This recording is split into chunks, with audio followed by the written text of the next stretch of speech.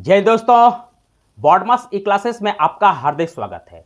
दोस्तों, अगर आप मैट्रिक पास है और अगर आपका आईटीआई कंप्लीट हो चुका है और अगर आप नौकरी की तलाश कर रहे हैं, रेलवे डिपार्टमेंट में अगर आप नौकरी प्राप्त करना चाहते हैं तो आपके लिए जो है खुशखबरी है। मैं आपको बताना चाहता हूं कि रेलवे गुवाहाटी की तरफ से अप्रेंटिस की पदों पर भर्ती से जुड़ा हुआ आवेदन स्टार्ट हो चुका है। अप्रेंटिस करके आप रेलवे में जो है नौकरी प्राप्त कर सकते हैं, तो आपके लिए जो है एक बढ़िया मौका है।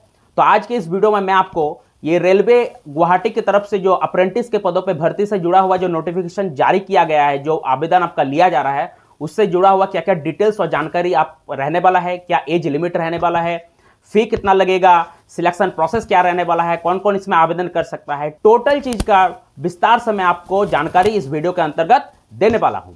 तो वीडियो में आगे बढ़ने से पहले आपसे बस एक छोटा सा रिक्वेस्ट है कि गवर्नमेंट जॉब्स के रिगार्डिंग लेटेस्ट अपडेट और न्यूज सबसे पहले प्राप्त करने के लिए हमारे इस चैनल को सब्सक्राइब कीजिए। तो चलिए वीडियो में आगे बढ़ते हैं और देखते हैं कि रेलवे गुवाहाटी की तरफ से जो है अप्रेंटिस के पदों पर भर्ती से जुड़ा हुआ जो नोटिफिकेशन जारी किया गया है, जो आवेदन लिया जा रहा है, उससे जुड़ा हुआ क्या क्या डिटेल्स और जानकारी हमारे पास उपलब्ध रहने वाला है। तो चलिए सबसे पहले मैं आपको इस भर्ती का जो डिपार्टमेंट की जानकारी दे दूं, अर्थात विभाग की जानकारी दे दूं।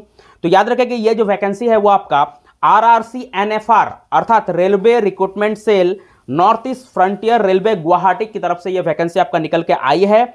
अप्रेंटिस के पदों पे आपका भर्तियां होंगी। टोटल 5647 पदों पे आपका वैकेंसी रहने वाला है, यानी टोटल नंबर ऑफ पोस्ट जो है आप याद रखेगा 5647 रहने वाला है। तो अप्रेंटिस के इतने पदों पे जो आपका भर्तियां ली जाएंगी, याद रखिएगा मेल फीमेल दोनों इसमें आवेदन आपका कर सकते हैं।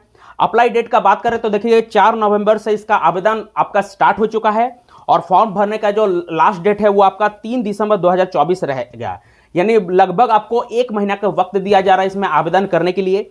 तो जल्दी से जो आप जाके जो है अपने नज़दीकी जो आपके साइबर कैफे है वहाँ पे जाके जो आप आवेदन कर दीजिए। और याद रखें कि मोड ऑफ एप्लीकेशन आपका ऑनलाइन रहने वाला है, ऑनलाइन मोड पर आपको अप्लाई करना पड़ेगा। वेबसाइट का बात करें तो देखिए इसका ऑफिशियल वेबसाइट है आपका www.nfr.indianrailways.gov.in। तो ये जो ऑफिशियल वेबसाइट है, इस ऑफिशियल वेबसाइट पे आपको इस वैकेंसी के रिगार्डिंग टोटल डिटेल्स की जानकारी आपको मिल जाएगा। और अगर आप इसमें अप्लाई करना चाहेंगे तो आपको इसी ऑफिशियल वेबसाइट पे जाना पड़ेगा।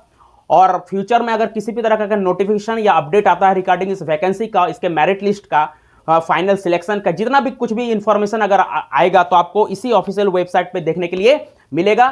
तो अगर आप इसमें आवेदन करने की इच्छुक है तो इस ऑफिशियल वेबसाइट को आप ध्यान पे रखिएगा, अच्छे से नोट कर लीजिएगा। चलिए वीडियो में आगे बढ़ते हैं और फी को देख लेते हैं। तो याद रखिएगा आप जनरल ओबीसी वाले को जो है 100 रुपए का एप्लीकेशन फी लगेगा, लेकिन SC ST फीमेल कैंडिडेट को जो है आपको कोई भी शुल्क नहीं देना पड़ेगा। उनके लिए जो आपका निःशुल्क रहने वाला है, फ्री रहने वाला है।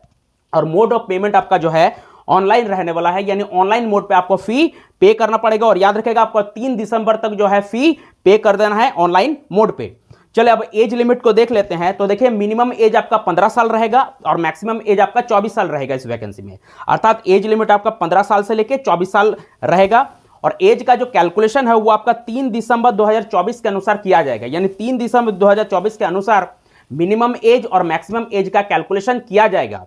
अगर याद रखिएगा 3 दिसंबर 2024 तक आवेदक का मिनिमम एज अगर 15 साल कंप्लीट नहीं हो रहा है, 15 साल से अगर कम पड़ जा रहा है थोड़ा सा भी, तो वो इसमें आवेदन नहीं कर पाएगा। तो याद रखिएगा 3 दिसंबर 2024 के अनुसार आपका एज कैलकुलेट किया जाएगा और मिनिमम एज 15 साल और मैक्सिमम एज 24 साल का जो है कैलकुलेशन आपका किया जाएगा।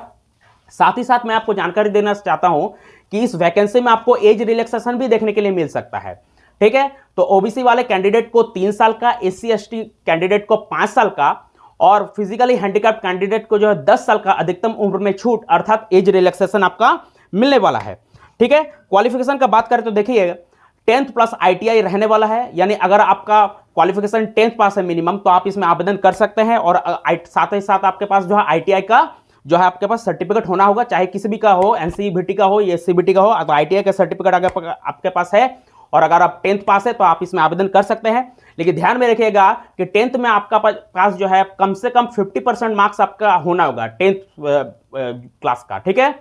एग्रीगेट मार्क्स का मैं बात कर रहा हूं, यानी ओवरऑल मार्क्स का बात करो। कम से कम अगर 10th में आपका 50% मार्क्स है तो आप इसमें आवेदन कर सकते हैं। और ITI अगर आप किए हुए तो आप इसमें आवेदन कर सकते हैं। साथ ही साथ याद रखिएगा अगर आप लेबोरेटरी टेक्नीशियन यानी पैथोलॉजी और रेडियोलॉजी में अगर आप आवेदन करना चाहते हैं तो आपका 12th में जो है पीसीबी अर्थात फिजिक्स, केमिस्ट्री और बायोलॉजी सब्जेक्ट आपके पास होना होगा 12th में, तभी आप जो है लेबोरेटरी टेक्नीशियन में आवेदन कर सकते हैं। क्लियर है? सिलेक्शन प्रोसेस को अगर बात करें तो देखिए, इस वैकेंसी का सबसे अच्छी बात है कि इसमें किसी भी तरह का कोई आपका एग्जाम नहीं लिया जाएगा, किसी भी तरह का कोई रिटन एग्जाम नहीं लिया जाएगा। मेरिट के आधार पर इसमें जो है कैंडिडेट को डायरेक्ट सिलेक्ट किया जाएगा, यानी आपके 10th में और आईटीआई में मार्क्स के बेसिस पे, परसेंटेज के बेसिस पे जो है इसमें कैंडिडेट को जो है डायरेक्ट आपका सिलेक्ट किया जाएगा, उसका मेरिट लिस्ट तैयार किया जाएगा। फिर मेरिट लिस्ट में जिन जिन स्टूडेंट का नाम आएगा उनको फिर डॉक्यूमेंट्स वेरिफिकेशन के लिए बुलाया जाएगा। फिर सभी डॉक्यूमेंट्स जब सही पाए जाएगा, डॉक्यूमेंट्स में किसी भी तरह का कोई त्रुटियां या गलतियां नहीं होगा, देन उन सभी स्टूडेंट का मेडिकल टेस्ट होगा और फिर जो है मेडिकल टेस्ट होने के बाद जो है फाइनल आपका मेरिट लिस्ट बनाया जाएगा और फाइनल मेरिट लिस्ट में जिन जिन स्टूडेंट का, जिन जिन कैंडिडेट का नाम आएगा उनको ही जो है इसमें सिलेक्ट किया जाएगा। तो सबसे मेन चीज है कि सिलेक्शन प्रोसेस में याद रखिएगा आपका मेरिट के आधार पर होगा, कोई आपका एग्जाम नहीं लिया जाएगा। तो अगर आपका 10th में और आईटीआई में अगर आपका पास जो है अच्छा परसेंटेज है, अच्छा मार्क्स है, तो आप इसमें जल्दी से जल्दी जो है आवेदन कर दीजिए। आपका सिलेक्शन होने का चांस इसमें ज्यादा रहने वाला है। तो देखिए, यही कुछ डिटेल्स था इस फॉर्म की रिगार्डिंग, इस भर्ती से जुड़ा हुआ, जिसको मैंने आपको बता दिया। तो चलते चलते आपसे बस एक छोटा सा रिक्वेस्ट है कि गवर्नमेंट जॉब्स के रिगार्डिंग सरकारी नौकरी का लेटेस्ट अपडेट और न्यूज प्राप्त करने के लिए हमारे इस चैनल को सब्सक्राइब कीजिए। तो चलिए मिलते हैं नेक्स्ट वीडियो में, तब तक के लिए जय हिंद।